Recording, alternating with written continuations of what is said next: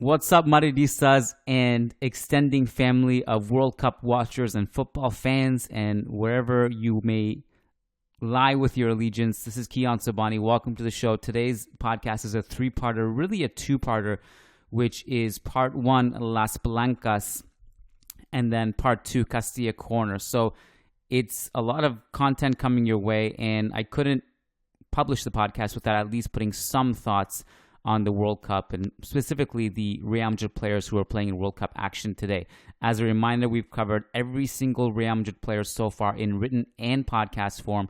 Yesterday, Tchouaméni. The day before that, it was a jam-packed schedule with many Real Madrid players playing, and so forth and so forth. So make sure you're subscribed to both this free RSS feed and also the one on patreon.com/managingmadrid to make sure you don't miss your content. And we're just about wrapping up a extensive day, which was quite grueling, to be quite honest, and it started early, and obviously we can go as far back as Belgium putting in another really disappointing shift against Morocco this time, and then Canada getting their hearts ripped out by Luka Modric and co. And I'm one of those Canadians, but some solace was to Luka Modric, so that's nice.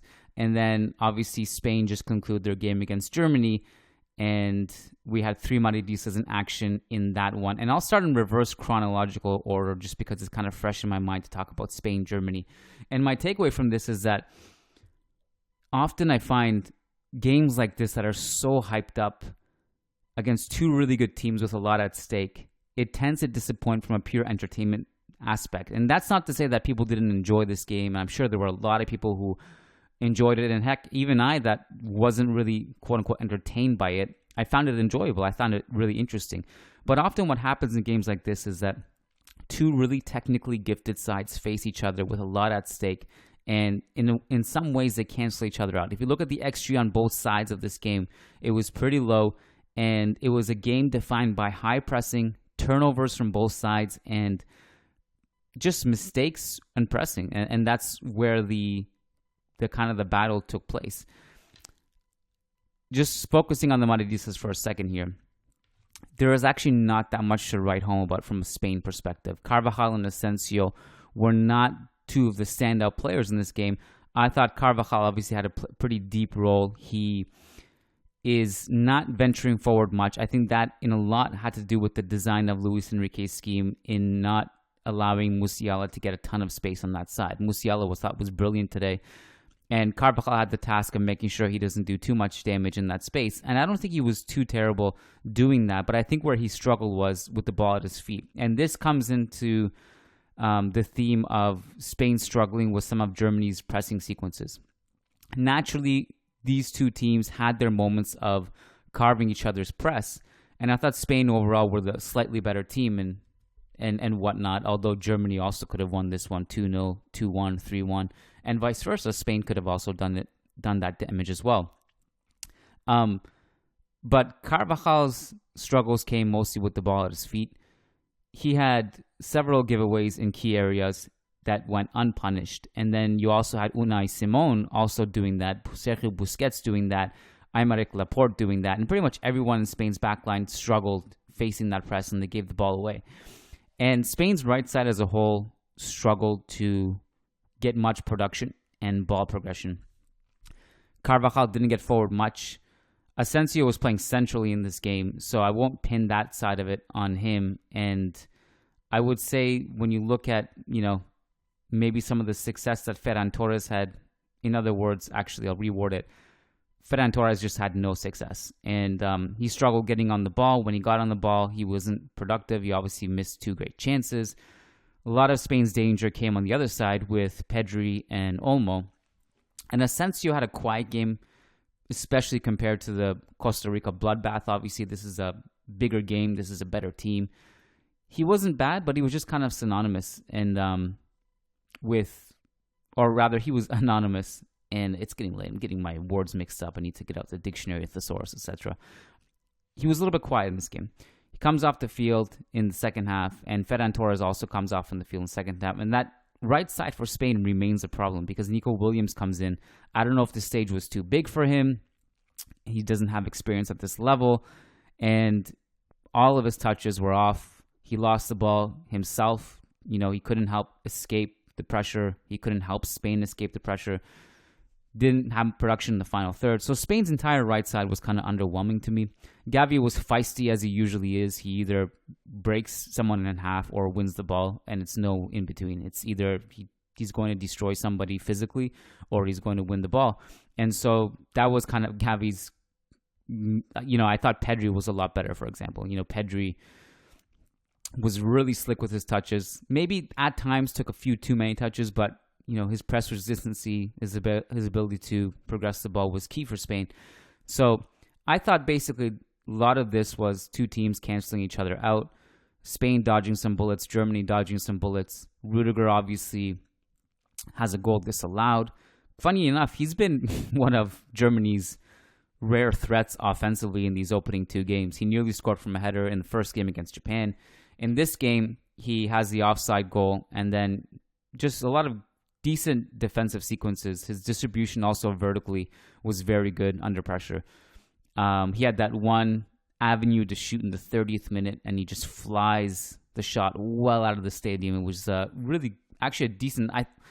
There was a flashbulb memory I had of him scoring a great goal for Chelsea from that range, and I was like, oh man, can he pull it off? But it just went way over.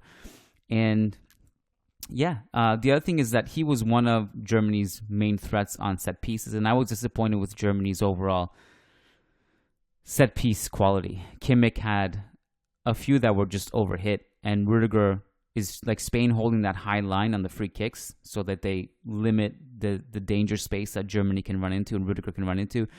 They had this interesting wrinkle Germany did to bypass that, where Muller stays offside by a mile, and they dink the top over the defensive line to the right side, and someone can rush onto it, and Muller's in position to receive a cutback. And Rudiger was on the end of one of those. He shoots from an acute angle, forces a corner, and there was a couple other times Germany did that, but the ball to him just was, the quality of the ball just wasn't good. So those are Rudiger notes. Spoke about Carvajal, spoke about Asensio. For much deeper Spain analysis, and I have a lot of thoughts and notes on this game.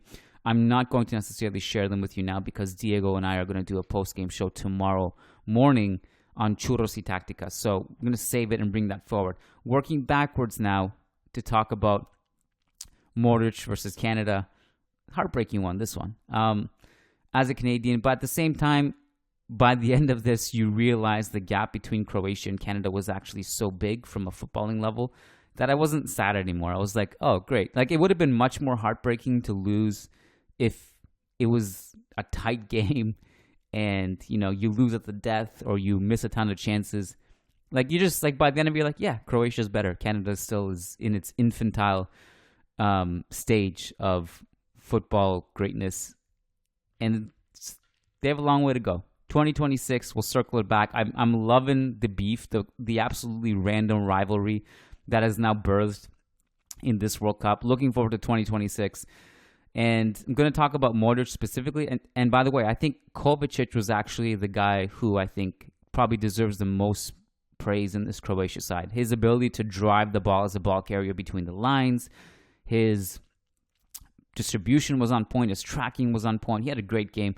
Modric also, I think, was key because in that initial surge where Canada go up 1-0 in the second minute through that Alphonso Davies header, and they go through this nice spell of momentum and possession, Modric was important in being press resistant because Canada were being very aggressive with their press and counter-pressing, and Modric was a nice source of a composed midfielder, an experienced midfielder, just calming Croatia down. He should have had an assist. A couple key passes in this game. One of them was the great play on the right wing, cut back to, I think, Kramaric it was, who misses. Didn't get an assist for that. But yeah, happy for him. And I'm happy for Croatia, all things considered. And looking forward to see what, again, expectations are not that high in Canada. This is, Alphonso Davies' goal was the first ever goal we've scored in the World Cup. And, now we have a little taste of it. I'm excited to see how this nation can continue to improve.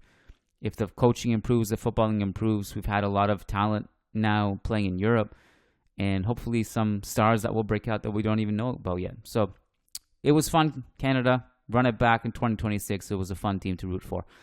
All the way back now to Belgium versus Morocco. Boy, man, that team is imploding. Absolute implosion.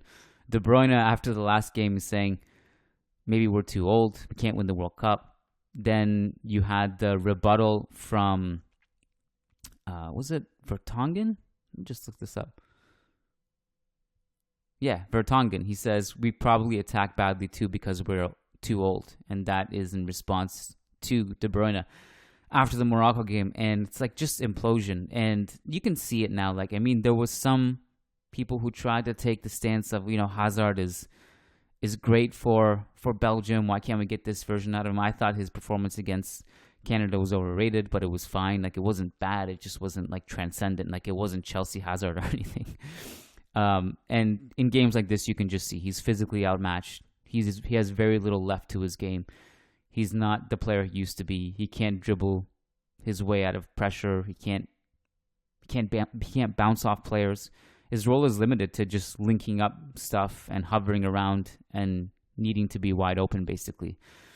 And it's just not the same player he used to be. Courtois, if I had to choose, I'm never happy for Courtois to lay an egg and have a mistake.